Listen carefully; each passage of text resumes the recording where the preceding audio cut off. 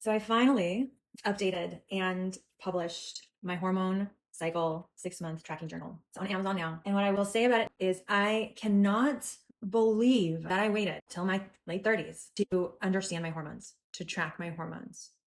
These past couple of years have been so incredibly eye-opening, and it boggles my mind how often we women externalize what's happening in here in the name of our intuition and our gut because we don't understand our shifts and dips and hormone rises and falls. And now it's all working for us and it can work for us.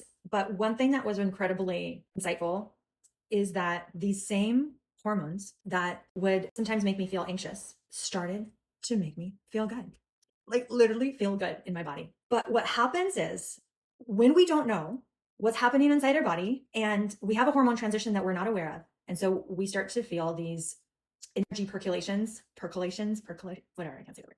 But we're not even aware. It's like beneath our level of awareness, you guys. I did not know I could feel these so much. I thought it was either mental activity, but we don't even realize how much we shut ourselves off from feeling these good sensations in our body that we were naturally endowed with because we don't understand them. When we don't understand something, the natural human tendency is to resist, to push away when things are unfamiliar. I mean, you see this throughout entire history. This isn't anything new. This is like a normal natural human pattern. When we are uncertain about something, we don't know something, we are more apprehensive, more afraid. Our gut will tell us it's from the devil. A big example is like TV. In any religion, in any culture, in any community, if you actually take a moment to look back and track the changes that have been made, you will find out that, oh, wait, okay, like there are things that I thought were the devil, but they're actually not the devil. They're actually fear disguised as externalizing and displacing on this concept of the devil. I mean, it's helpful. It's a helpful tool until it's not. Our body will start allowing us to feel as we befriend it. And all of this talk about befriending, I mean, it takes it to a different level. And when I think of us humans being multidimensional beings after doing this journey, I realize how much more multidimensional we are. And when I think of multidimensional, I think of just the different feeling states that we're able to experience and feel. Like when I did not understand what was happening in my body, I was aware of it, but I didn't have the words. I knew something was happening, but I thought it was something happening in my life. Something was missing. Something was off. I mean, this is like even when I had an incredibly positive mindset. I mean, I've always been working on my mindset, always like trying to stay aligned with these values that I've claimed. And yet still, I remember, being younger and married and, having the partner and having the house and, having the financial setup. And still there were moments like that would come around that would make me feel anxious. Like, okay, what's going on? Something's missing. Like, oh my God, I'm like 22 and I'm like, oh my God, I don't have children yet. Like, do I even want children? Like at this point, it was just this hormonal transition that I was going through. And during this time when we're feeling not, we're like, we can pick up things that aren't even ours. And when we do the work, these things can actually feel good.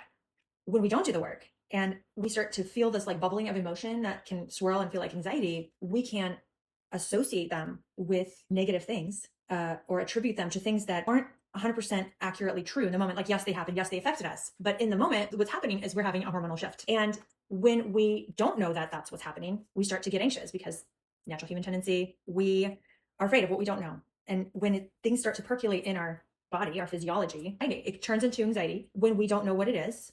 And then we start to think. And sometimes our mind will just naturally bring up things that, because it's trying, our mind wants to solve the problem. And so it's going to scan and it's going to look for reasons. And sometimes they're accurate, sometimes it's not. But the point of it is like, regardless of whether, there is something and, go do it, go solve it, but you don't have to feel anxious about it.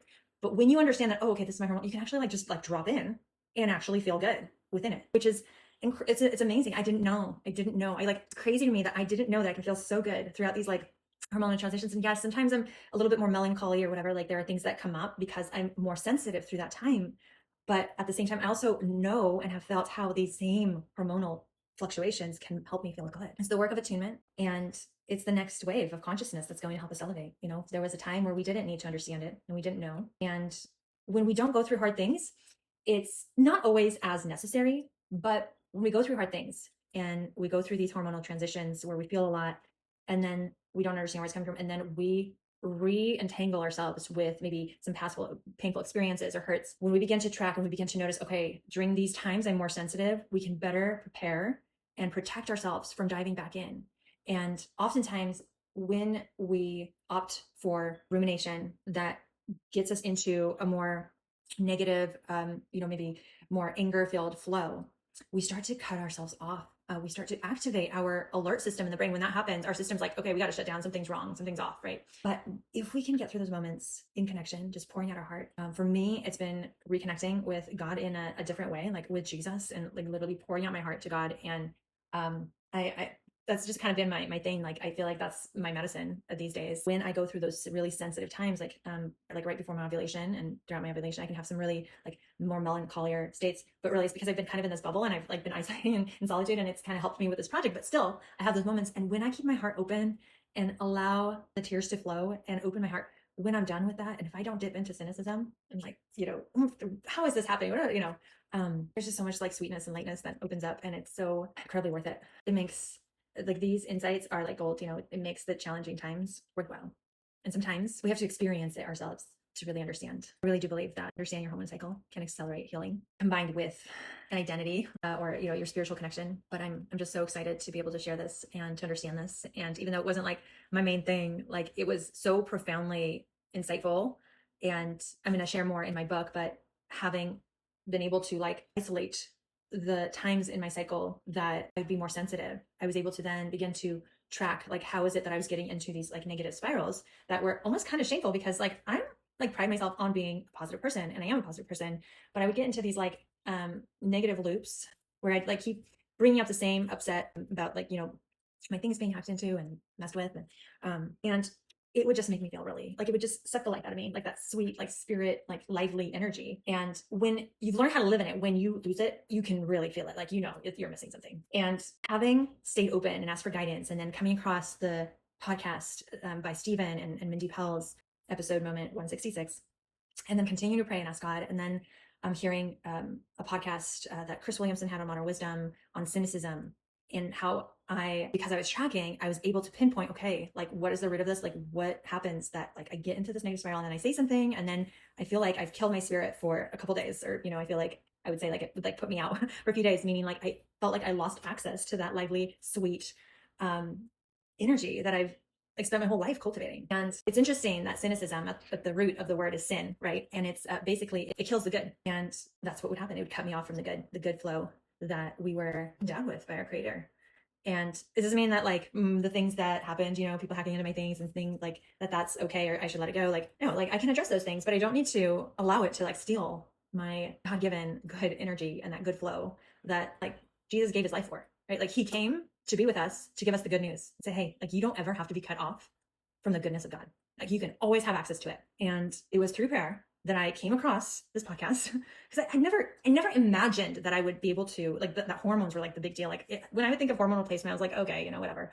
Like it wasn't even something that I thought about, like that it would be an issue. But the more you drop in, the more you understand what this is, the less you shut it down. And I believe the less you shut it down, the more access you have to it, because the more I am aware of it, the more I can feel it. And I don't know like the origins or the effects that people have talked about in regard to their hormones and what it all entails, or why people get hormone replacement therapy, but it is the life force energy for sure. There's definitely like it is how we stay connected, but we shut it down. I think when we shut it down psychologically, we cut ourselves off from it.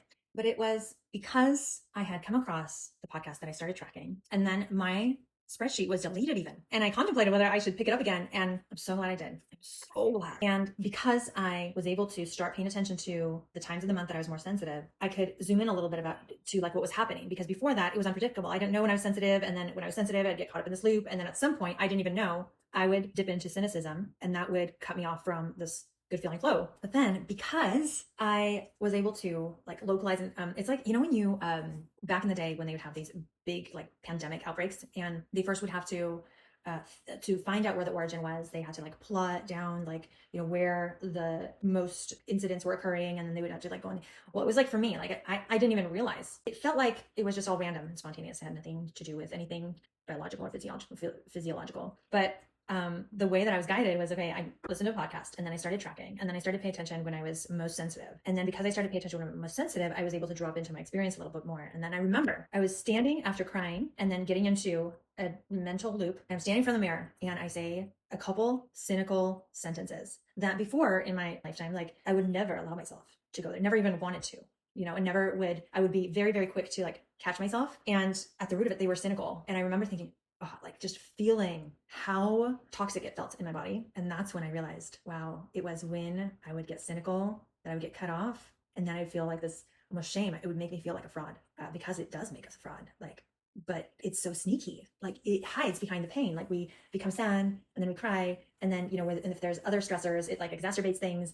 And then it comes right after self-pity. Crying is okay. Being sad is okay. But once you're in self-pity, you got to be so careful, because cynicism will come in the name of justifying your pain. And it tries to replace accountability and solution-based thinking with something completely unproductive and pessimistic that's rooted in faithlessness. And it's okay to not have to assume solution-based thinking or a positive mindset all the time, but cynicism, it will rob you of everything good.